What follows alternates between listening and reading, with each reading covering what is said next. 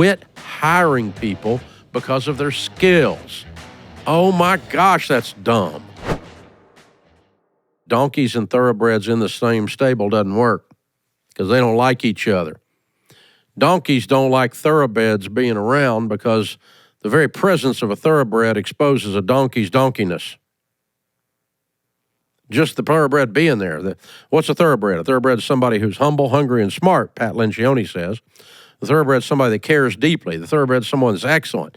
The thoroughbred is someone that's not only got skills, but they've got humility. They're good with others. They care deeply about the organization. They care deeply about the customer. They are just awesome to have on the team. The donkey comes in late, leaves early, steals while they're there, and wishes you would do more for them. They're entitled little spoiled brats.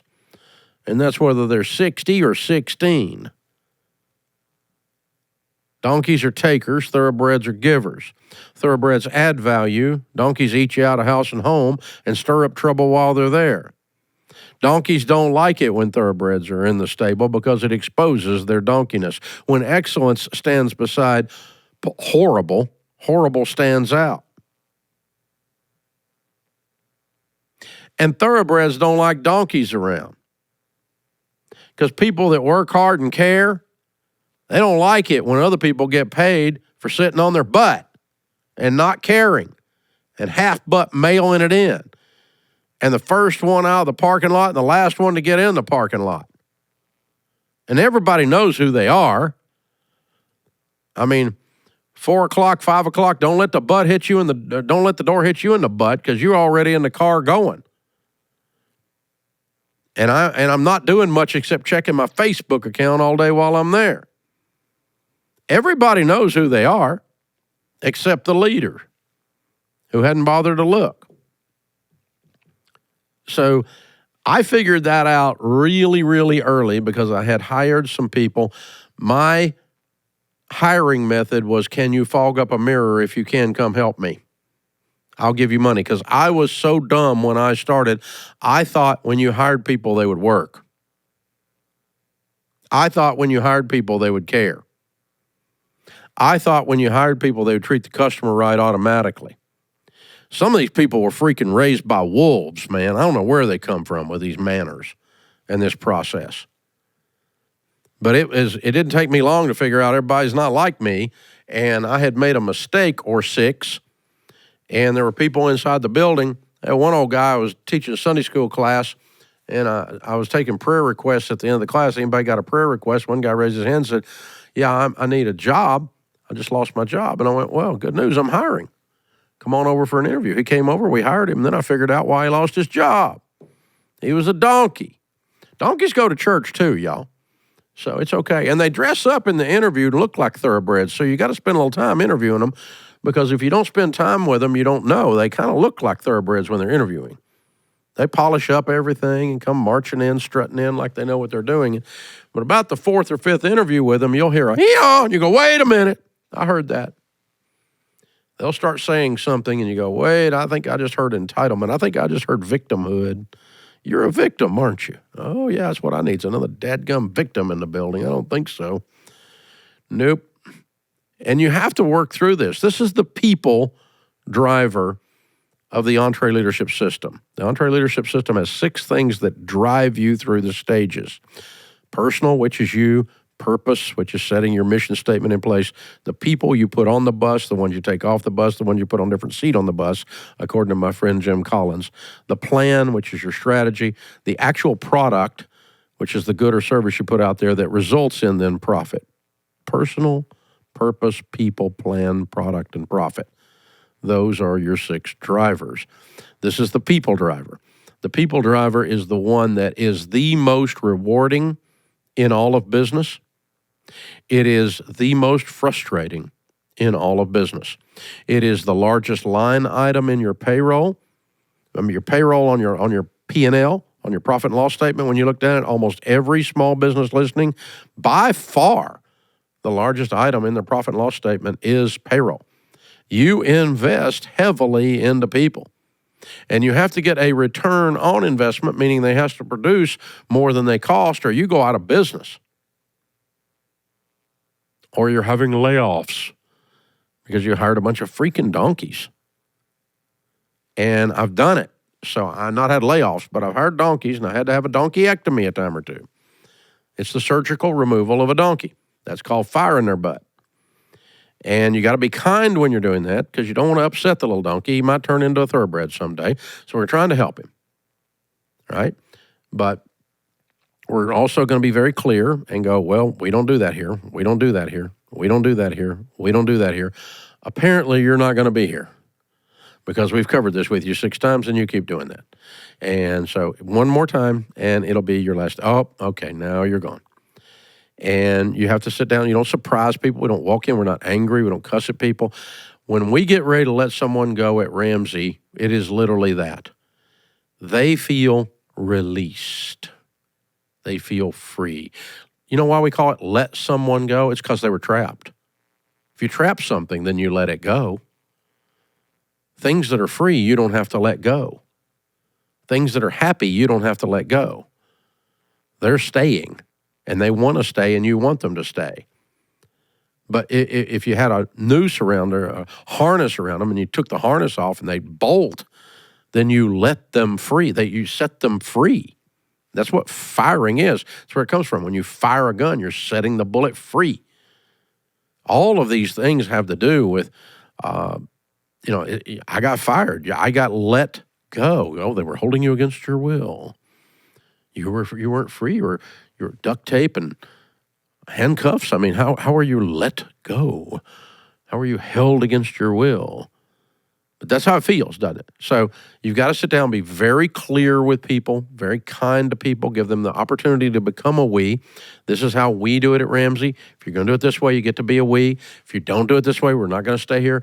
And again, we use Pat Lencioni's ideal team player as one of the constructs we used to talk about around here. Hungry, humble, and smart. They have to be humble.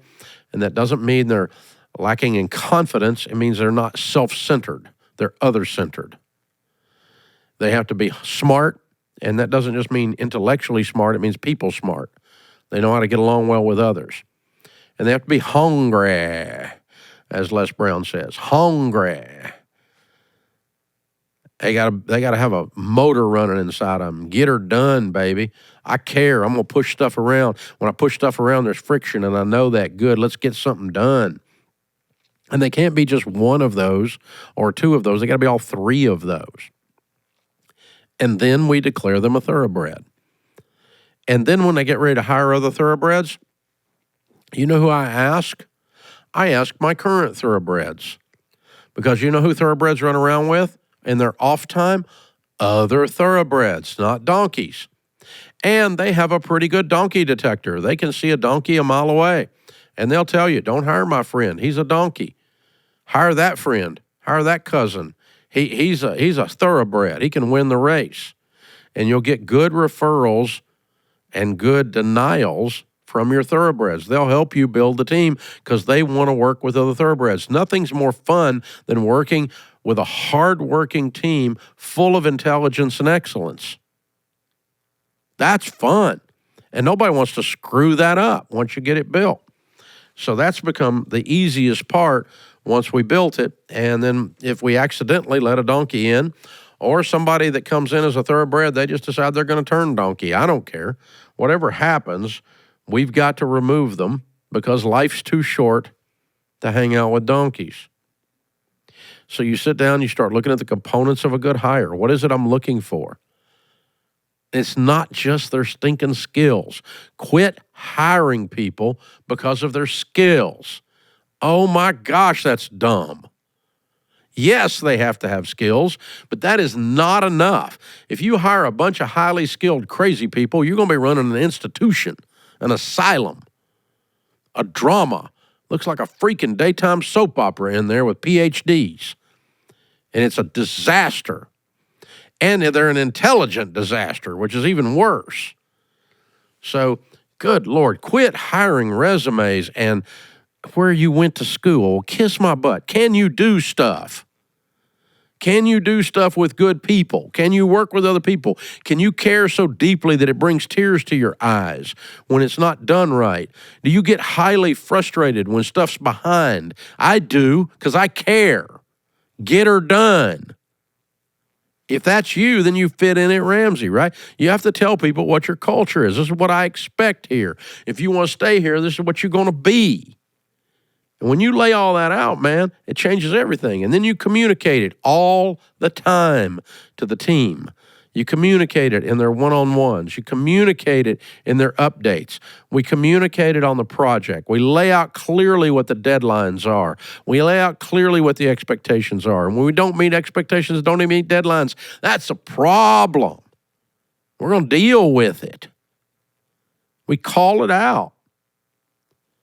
So you're looking for thoroughbreds, and then you organize them to win.